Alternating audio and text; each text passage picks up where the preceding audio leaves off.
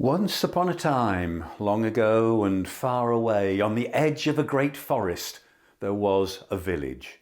And on the edge of that village, in a small house, there lived a young woman.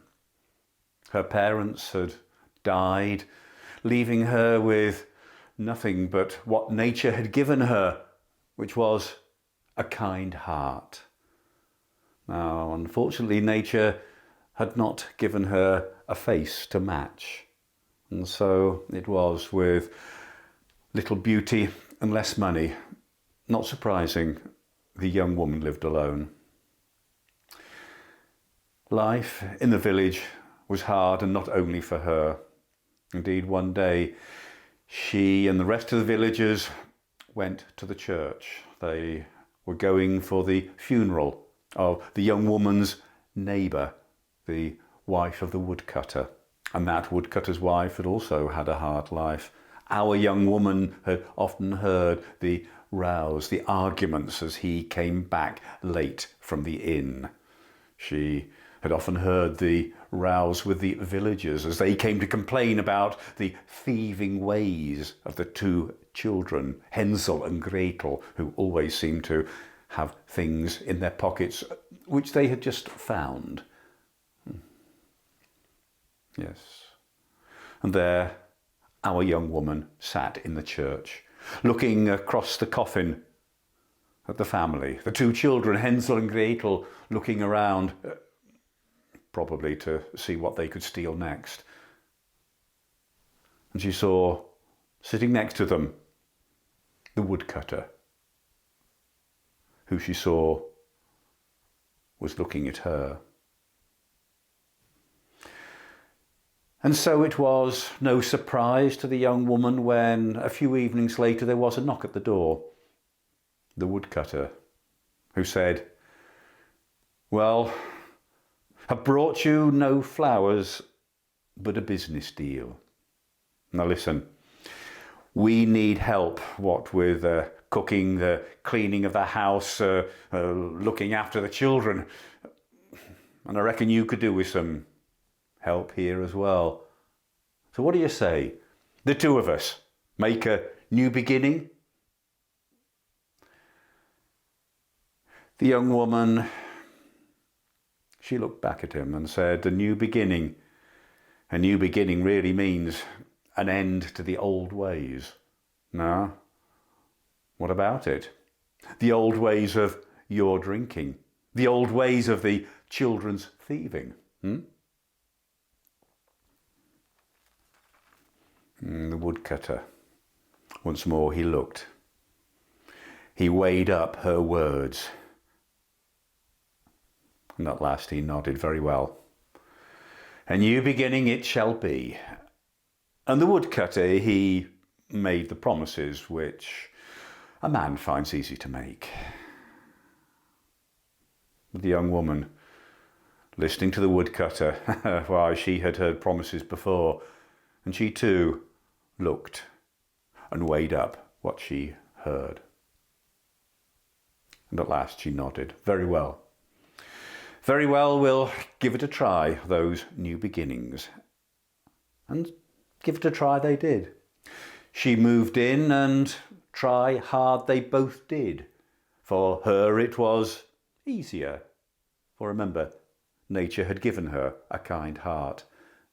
But for him, soon the old ways began to come back. The visits to the inn of an evening were more frequent and longer. The children, they soon fell back into their old ways. Soon their pockets were stuffed with, well, always, the story was, something they'd just found. But he, when she told him of what the children were doing, all he could say was, it's better they bring something back in their pockets than just hunger in their bellies. And times being so hard, it's hard enough to fill those bellies anyway. And times continued to become harder. The work was less, the food in the entire village became less. And soon all the woodcutter could think about was the emptiness in his belly. Food, food, he says. You do not understand, but I need food. I need meat to give me strength if I'm to work and cut my trees.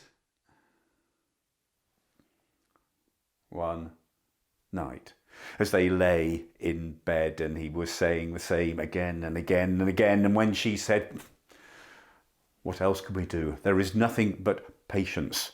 Times are hard and we must endure. When he said,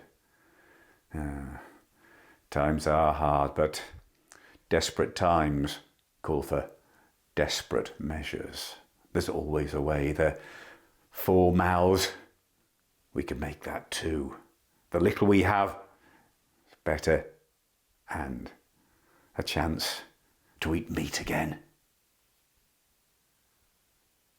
The horror, as the young woman heard what the woodcutter was saying, the even greater horror, when she realized what was in his mind.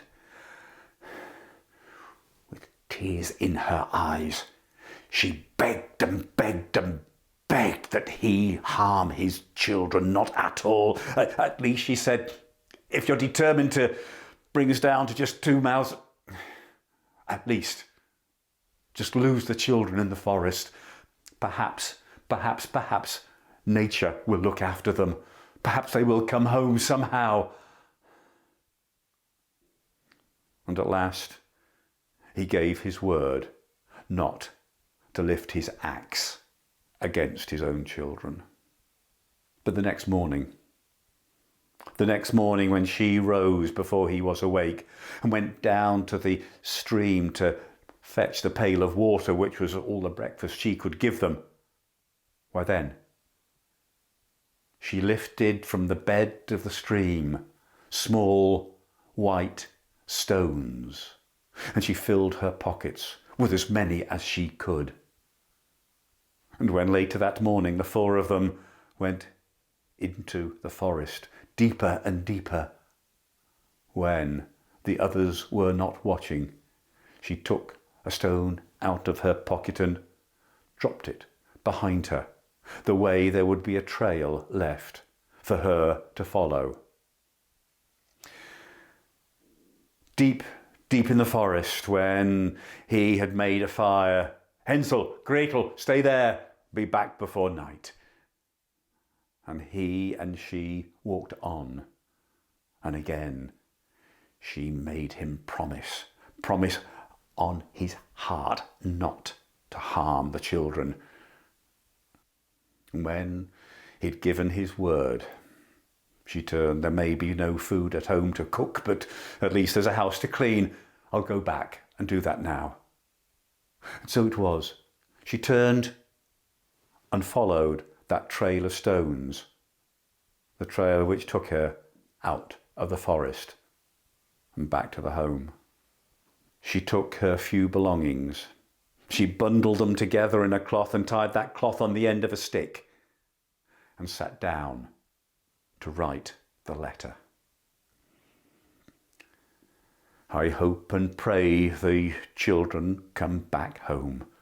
And if they do, I'm sure soon enough their pockets will be filled as they always have been.